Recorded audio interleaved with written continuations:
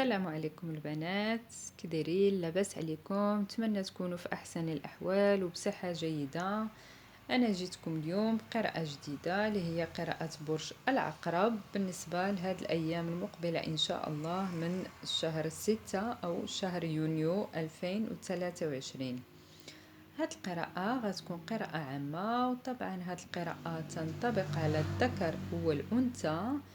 فقبل ما نبداو هاد القراءة كما العادة كنطلب منكم صديقاتي أصدقائي الاشتراك في قناتي وتفعيل الجرس باش دائما يوصلكم الجديد، وبغيتكم تدعموني وتزيدوا تدعموني بلايك، وتا أنا نبقى دائما نفيدكم ونعطيكم الجديد.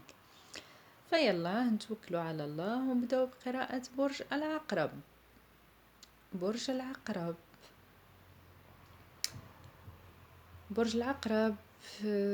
كنشوف هاد الايام كتفكر في شيء، عندك شي مشكل اللي شاغل بالك.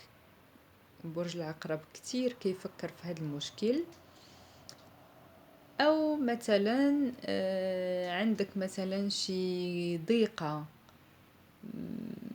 مثلا، ممكن شي أزمة مادية، أو مثلا ضيقة شي، نقدر نقول لك أن شي خلاف عائلي أو شيء من هذا القبيل. المهم برج العقرب كنشوفك أنت كتفكر في شي مشكل كيف ما قلت لك،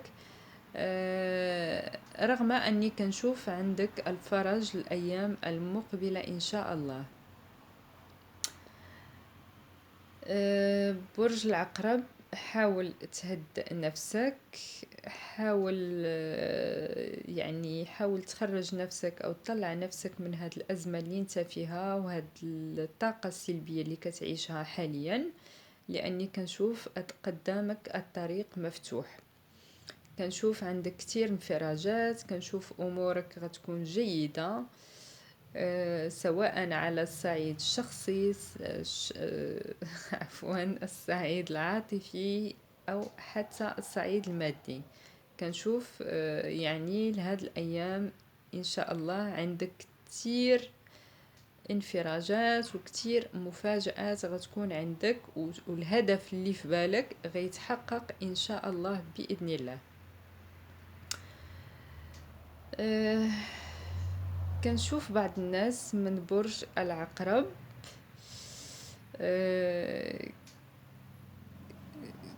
كنشوف برج العقرب كتكلم مع مجموعة من الناس. هاد الناس كنشوف كتكلم معهم مثلا بخصوص شي شراكة غتكون بينكم،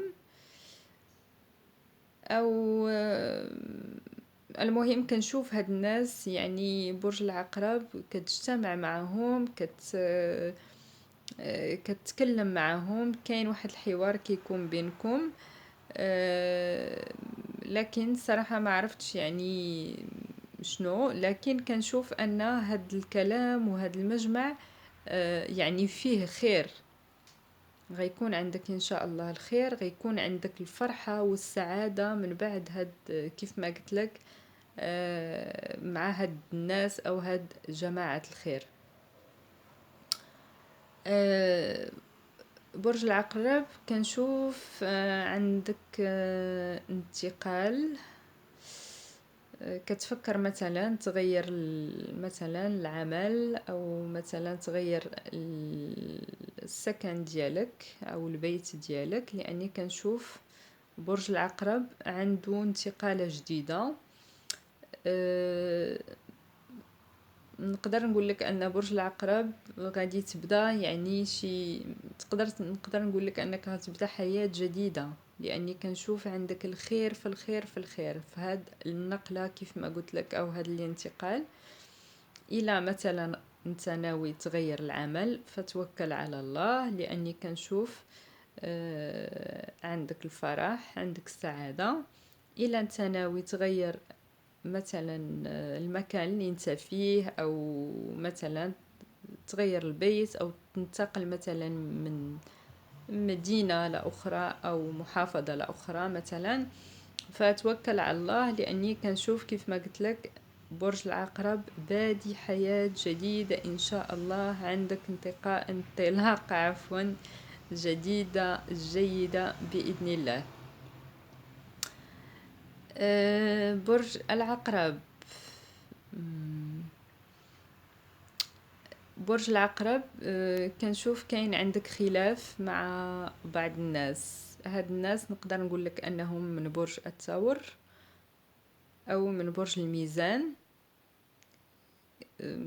كنشوف كاين شي خلاف بينكم، كاين بعض القطيعة مع هاد الناس، معرفتش ممكن حد مقرب منك، صديق او مثلا زميل في العمل، او ممكن حتى حد من الاهل. كنشوف كاين عندك بعض الخلاف مع شخص من يعني من الابراج اللي ذكرت. وكنشوف بعض الناس من برج العقرب، كنشوف البعض منهم عندهم شي قضية في المحكمة. لاني كنشوف برج العقرب كيطلع وينزل على مثلا شي اوراق او شي مثلا شي قضية باغي يربحها. لكن انا كنفرحك وكنطمنك، كنقول لك ان شاء الله القضية غتكون في صالحك، غتسمع عليها اخبار سارة، غيجيك اتصال هاتفي ان شاء الله في اقرب الاوقات، وغتفرح كتير كتير على هذا الخبر اللي غتسمعوا، اللي كيخص هذه القضية العالقة اللي عندك. يعني بعد فترة ان شاء الله، ما كنقولش لك انها الحين، لكن بعد فترة في القريب ان شاء الله غادي تسمع شي اخبار سارة بخصوص كيف ما قلت لك هاد القضية اللي عندك ان شاء الله. برج العقرب. كنشوف برج العقرب، كنشوفك كنشوف البعض منكم كيتكلم او تكلم معاه الشريك بخصوص مثلا زواج او خطوبة.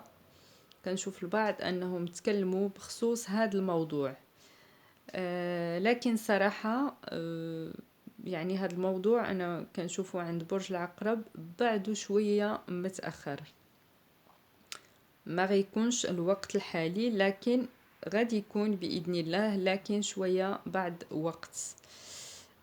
برج العقرب والحبيب كيف ما قلت لك تكلمتوا بخصوص هذا الزواج، لكن برج العقرب انت كتير مستعجل بهذا الموضوع، ومع نفسك كتقول ان يعني الحبيب انه ممكن انه كيكذب او مثلا كيتسلى بيك. لا، انا كنشوف ان الموضوع يعني واخد الموضوع بجد، لكن كيف ما قلت لك هو كذلك عنده بعض التعطيل او التأخير في بعض الامور اللي ما مخلياش انه يستعد الوقت الحالي لهذا الموضوع. لكن على العموم غتكون عندك معاه فرحة ان شاء الله مع الشخص اللي انت كتحب واللي انت باغي بإذن الله. رغم اني كنشوف بعض الناس من برج العقرب كنشوف عندهم قطيعة الوقت الحالي مع الحبيب او الشريك مثلا.